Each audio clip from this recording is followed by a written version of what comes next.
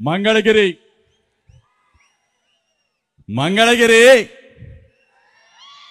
YSR Congress party అడ్డా. ఎవరున్నా మంగళగిరిలో జగనన్న నిలబెట్టిన అభ్యర్థి గెలిచేది అని చెప్పేసి మీ అందరికీ చెప్తా ఉన్నా. చిరంజీవి గెలిచినప్పుడు బ్రహ్మాండంగా బాణసంచా పేల్చాలి, కానీ ఇప్పుడే పేల్చేస్తా ఉన్నాడు. అదిగో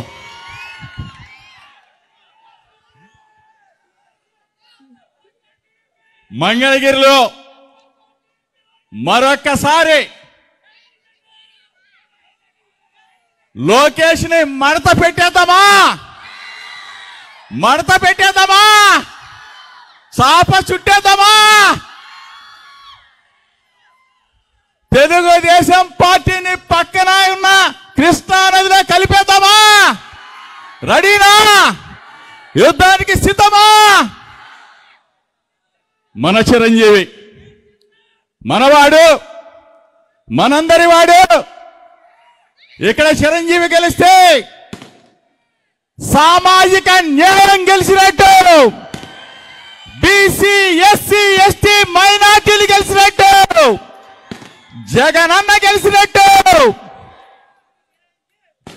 చిరంజీవిని చూస్తే ఇప్పుడే కమలమ్మ చెప్పింది, హనుమంతరావు అని చెప్పాడు.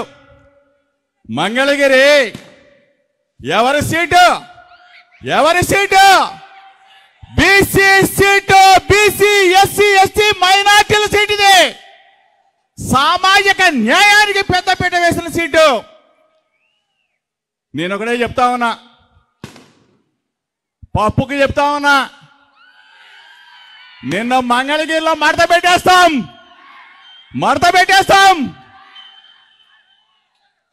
ఇప్పటికైనా తెలుసుకో, నువ్వు ఇక్కడ పోటీ చేయబాకు, మంగళ నుంచి నువ్వు పారిపోవాల్సిందే. మంగళగిరి అని పేరు మాట్లాడటమే రాదు, నీకెందుకు రా బాబు? ఇక్కడ పేరొచ్చా? మంగళగిరి అని పేరొచ్చా? మందళగిరి అని చెప్తాడు, నోరు తిరగటమే రాదు ఈ పప్పుకి. ఒకటే చెప్తా ఉన్నాం, ఇక్కడ ఉన్న వైఎస్ఆర్ కాంగ్రెస్ పార్టీ శ్రేణులందరికీ చెప్తా ఉన్నాం, జగనన్న ఇక్కడికి రాలా, జగనన్న ఇక్కడ నిలబట్లా, జగనన్న వచ్చింది ఇక్కడ కటౌట్ మాత్రమే, జగనన్న నిలబెట్టింది చిరంజీవిని మాత్రమే. చిరంజీవిని మనం అందరం కూడా ఆశీర్వదించవలసిన బాధ్యత మంగళగిరి నియోజకవర్గంలో ఉన్న బీసీ ఎస్సీ ఎస్టీ మైనార్టీ అగ్రవర్ణ నిరుపేదలందరూ కూడా చిరంజీవిని బ్రహ్మాండమైన మెజార్టీతో గెలిపించవలసిన బాధ్యత మనదే. ఎవరిస్తారు? 75 సంవత్సరాల స్వతంత్ర భారతదేశ చరిత్రలో సామాజిక న్యాయాన్ని, సామాజిక ధర్మాన్ని పాటించిన ఏకైక ముఖ్యమంత్రి మన జగన్మోహన్ రెడ్డి గారు మాత్రమే.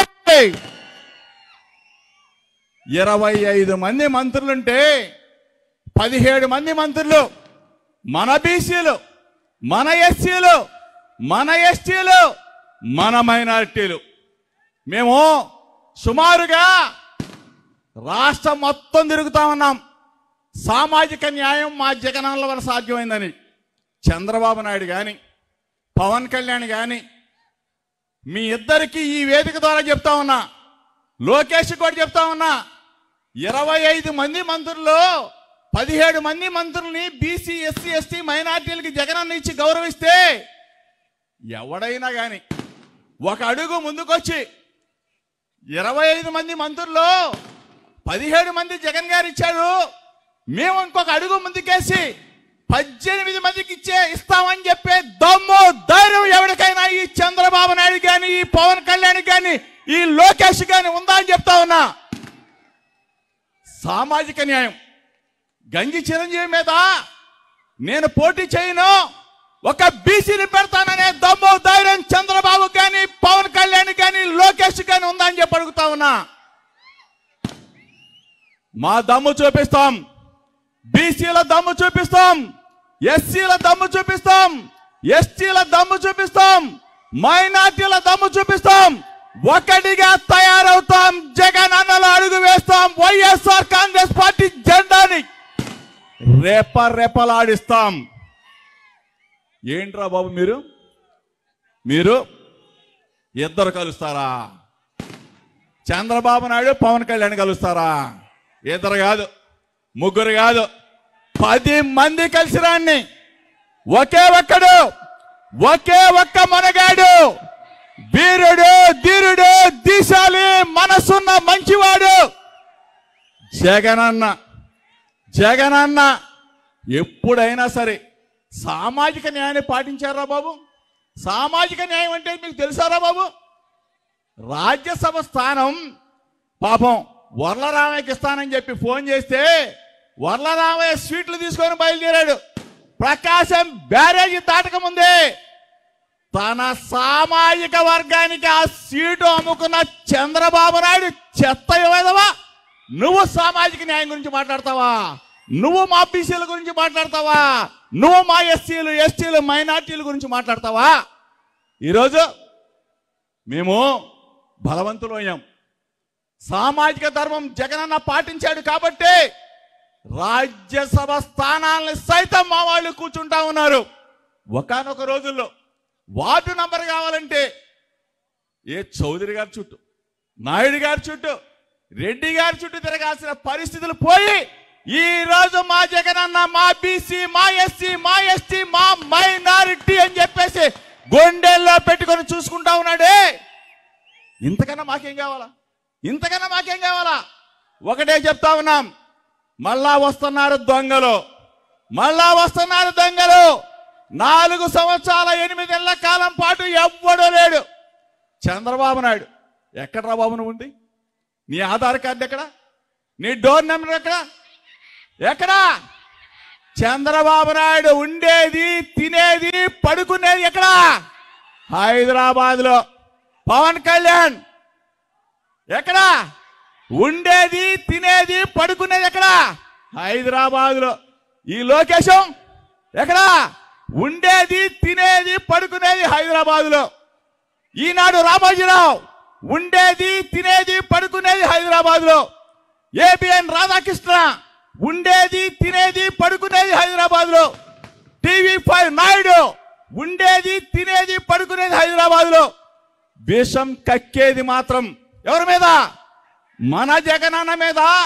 5 కోట్ల మంది తెలుగు ప్రజల మీద విషం కక్కుతున్నారు ఈ విష పురుగులు, పనికి మాలిన సన్నాసులు.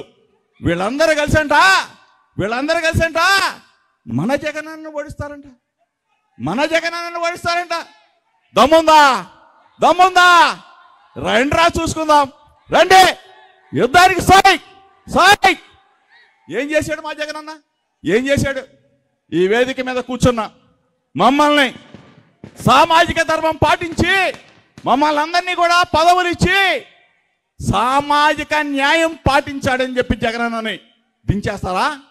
మా పిల్లల్ని ఇంగ్లీష్ మీడియం చదువుతున్నందుకు దించేస్తారా?